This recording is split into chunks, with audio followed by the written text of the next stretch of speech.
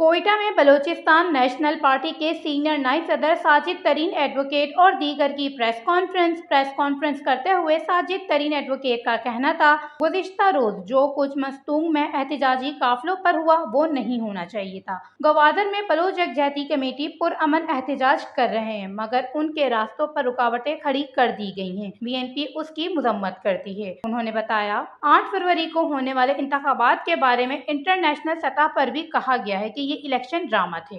उन्होंने कहा, Bloch यकजहती committee के गवादर धरने में शिरकत के लिए जाने वाले शुरका पर और उनकी गाड़ियों पर फायरिंग की गई। आप लोगों को एहतजाज में शिरकत करने से कैसे रोक सकते हैं? बनू में लोगों ने पुरअमन मार्च किया लेकिन उन पर फायरिंग की गई।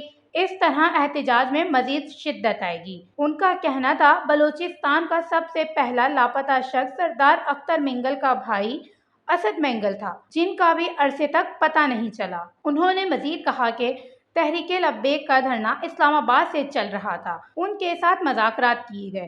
तहरीके लब्बैक पंजाब की सियासी पार्टी है, इसलिए उनके साथ बातचीत की गई और बलोचों पर फायरिंग की गई। गवादर के लोग पानी के लिए तरस रहे हैं। इस वक्त बलोचों और पश्तूनों को जिस तरह दीवार से लगाया जा रहा है, ये एक साजिश है। वश न्यूज़, कोयटा, बलूचिस्तान।